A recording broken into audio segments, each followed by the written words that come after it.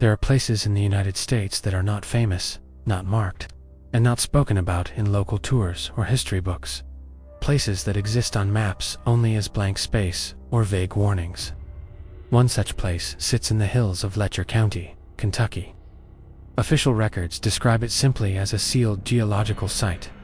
No photographs, no public access, no explanation beyond safety concerns. But the truth begins in 1885. A federal geological survey team was sent to examine coal deposits in the region. The terrain was complex, filled with limestone formations and known cave systems. Locals had spoken about underground passages for generations, but no formal mapping had ever been completed. 4 men were assigned to the expedition.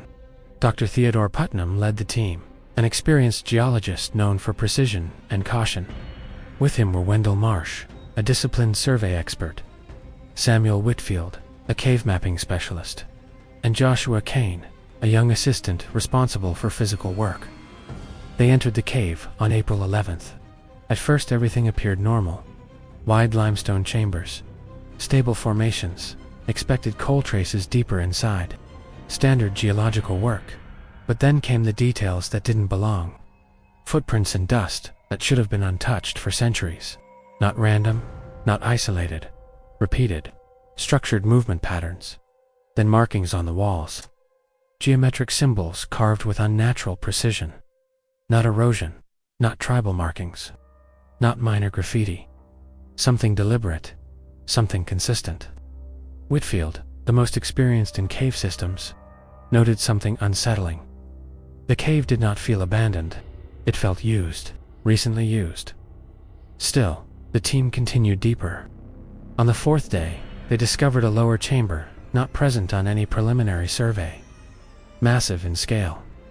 The ceiling vanished into darkness beyond lantern reach. The floor was covered in a pale dust. At first, they thought it was limestone sediment. Whitfield tested it, then went silent. It was bone, not scattered remains, ground into powder, layered across the entire chamber floor. Human bone. The realization shifted the atmosphere immediately. Scientific curiosity turned into controlled silence. Then they saw the walls. Symbols carved vertically across stone surfaces, dense, repeating, structured like language, but completely unrecognizable. Putnam examined the bone dust personally. His conclusion was simple. It was not natural accumulation. It was deliberate deposition over a very long period. Then they found the passage. A narrow tunnel descending further. Kane was sent to scout it. He returned 10 minutes later, running. He refused to explain at first, then finally said, "We need to leave now." No argument followed. They exited the cave that night and never returned. But the cave did not stay their problem for long. 2 weeks later, the entire site was sealed under federal order. A stone wall was built over the entrance, and every document from the expedition was classified. Not partially, completely. The official report from the expedition was never published. It disappeared into federal custody within days of submission. But not everything was contained. 3 separate personal accounts were submitted by members of the team to the Kentucky Historical Society before reaching Washington. Then silence followed. For decades, Wendell Marsh's account was the most technical. He described mapping work, structural observations, and the progression of the cave system in detail. But even in his structured language, something began to shift after the 4th day. He noted something unusual. The cave showed signs of repeated human traffic. Not ancient, not prehistoric, but sustained use. He initially dismissed it as early settlers, until the lower chamber.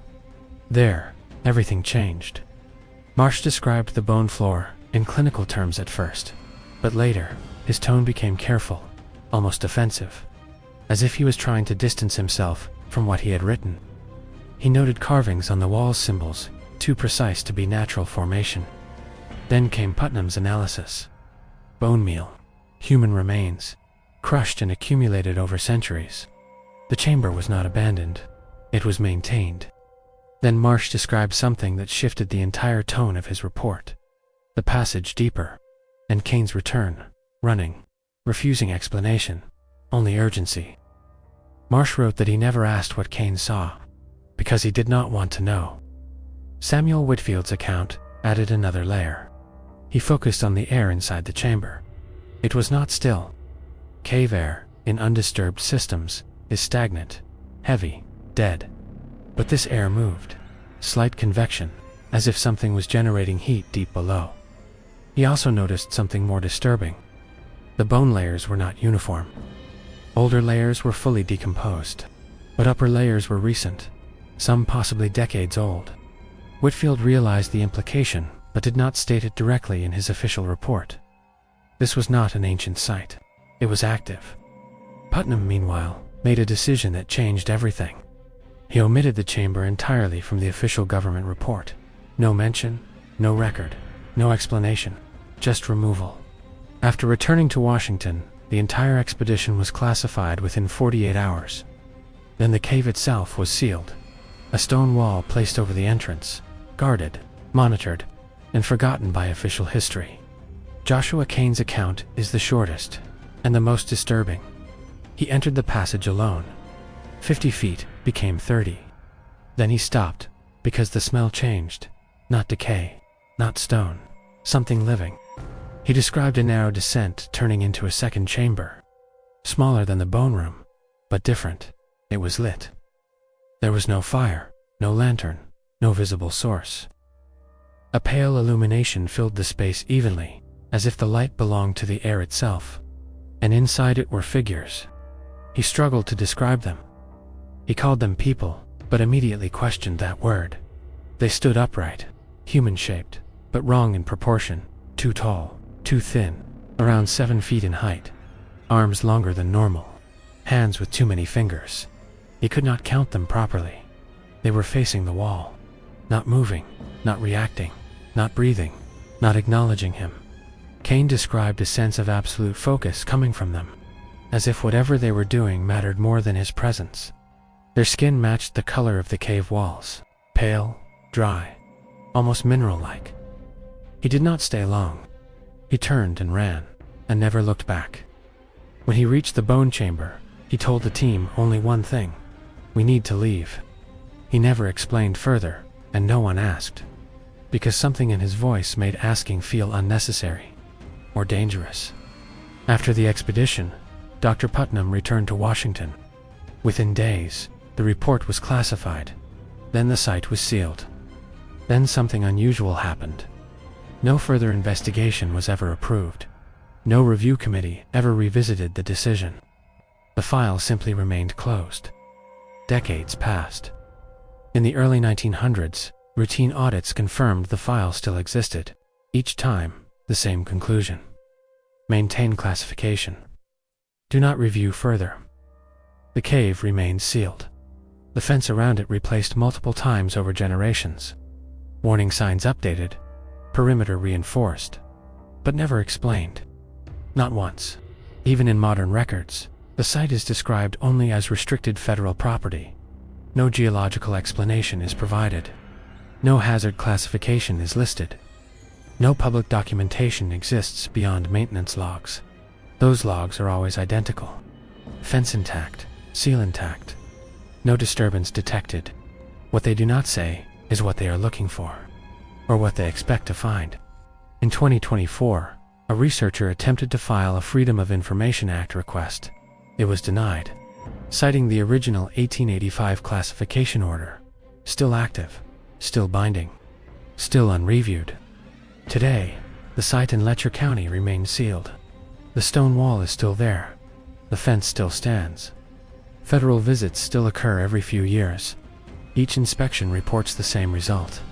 No change, no disturbance, no breach, but the question remains unresolved. What exactly is being preserved? The original survey reports suggest something was inside the cave, something structured, something active, something that required containment rather than exploration. The bone chamber, the symbols, the lit room beyond, and the figures Kane saw standing in silence. None of it has ever been publicly verified. None of it has been re-examined. And perhaps most importantly, none of it has ever been denied in official language, only avoided. The last known maintenance log entry is simple: perimeter intact, seal intact, no action required. But the final line of this story is not in the government records. It is in Kane's final written words. He lived within miles of the cave for 30 years after the expedition. He never returned. But he watched it, every year, every season, as if waiting for something, or making sure something did not return, because sometimes the most important question is not what was discovered underground. It is what was left behind, still waiting, still sealed, still there.